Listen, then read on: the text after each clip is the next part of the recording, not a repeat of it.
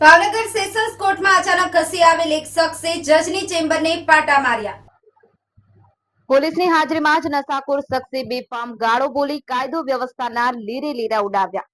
ગુનાહિત માનસ ધરાવતો શખ્સ જજની ચેમ્બરને પાટા મારતો રહ્યો અને પોલીસ મુખ પ્રેષક બની જોતી રહી।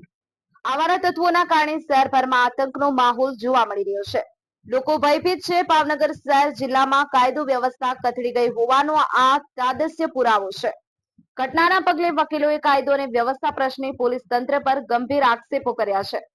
વકીલોએ જણાવ્યું કે પોલીસ શહેરમાં દારૂ ઘુસાડવા વાળાઓને સરળતા રહે એ માટે રાત્રે ખાણીપીણીની લારીઓ વહેલા બંધ કરાવે છે। શહેરમાં કાયદો જાળવવા પોલીસે કડક પગલાં ભરવા જોઈએ। સાથે ઘટના મામલે યોગ્ય કાર્યવાહી નહીં થાય તો ગાંધી ચિંધ્યા માર્ગે લડત આપવાની ચીમકી વકીલોએ ઉચ્ચારી છે। અલ્પેશ ડાભી, ન્યૂઝ 9 ગુજરાતી, ભાવનગર।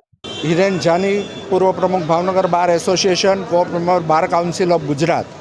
આજ રોજ સવારના 10:30 કલાકે એક તોહમતદાર ભાવનગરના એડિશનલ ડિસ્ટ્રિક્ટ જજ રાઠોડ સાહેબની કોર્ટ પાસે આવી અને કેફી પદાર્થોનું સેવન કર્યું અને નામદાર કોર્ટ હજી ડાયસ ઉપર આવી નહોતી અને કોર્ટના ચેમ્બરના બારણે પાટા મારીને એમ કહે છે કે મુદત આપ।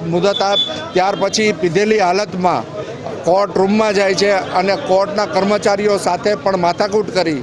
એના અમારા જાણવા પ્રમાણે એના 2 કેસો આજે કોર્ટમાં અદાલતમાં હતા।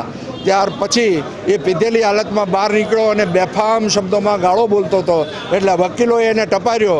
અહીંયા જે કોર્ટ ઓર્ડર હતો એને અટકાવવાની કે એને કવર કરવાની કોશિશ કરી નહીં, પણ વકીલોએ બીજા પોલીસને બોલાવી અને એને જેલ હવાલે એને પોલીસ સ્ટેશનમાં લઈ ગયા છે। પણ આજે ભાવનગરમાં કાયદો અને વ્યવસ્થાની પરિસ્થિતિ સંપૂર્ણપણે કથળી ગઈ છે એવું અમારું માનવું છે। આજરોજ જે બનાવ કોર્ટમાં બન્યો છે કે જ્યાં સતત અસામાજિક તત્વોની જવર હોય છે અને ત્યાં જો વકીલો અને જજ સાહેબ સુધી પહોંચવા માટે આ જો તોહમતદારો હિંમત કરી શકતા હોય તો ભાવનગરમાં અત્યારે કાયદો અને વ્યવસ્થાની પરિસ્થિતિ રહી નથી એવું અમારું સંપૂર્ણપણે માનવું છે। ભાવનગરની પોલીસ રાત્રે 11 વાગ્યે નિર્દોષ નાગરિકોને રંજાડે છે। બહાર નીકળેલા નાગરિકો જે ફેમિલી સાથે હોય એની સાથે ગુનાખોરો જેવું વર્તન કરે છે અને અસામાજિક તત્વો માટે ખુલ્લો દોર આપતી હોય એવી પરિસ્થિતિ આજે ભાવનગરની બની ગઈ છે। ભાવનગરના બુટલેગરોને સેફ પેસેજ આપવા માટે રાત્રે 11 વાગ્યે દુકાનો બંધ કરાવવામાં આવે છે। મારે પોલીસને પૂછવું છે કે કયા કાયદાની કઈ જોગવાઈઓ અનુસાર તમે આવા પ્રકારની પબ્લિકને હેરાનગતિની કાર્યવાહી કરી રહ્યા છો, જ્યારે સરકાર દ્વારા એવી યોજનાઓ બહાર પાડવામાં આવે છે કે 24 કલાક સુધી માણસ ધંધો કરી શકે અને ભાવનગરમાં ઉલટી ગંગા જોવા મળે છે। ભાવનગરમાં અત્યારે કાયદો અને વ્યવસ્થાની પરિસ્થિતિ સંપૂર્ણપણે કથળી ગયેલી છે અને ભાવનગરના એસપી અને આઈજીની બદલી માટે ભાવનગરના વકીલો અગાઉ મેદાનમાં આવ્યા હતા જ।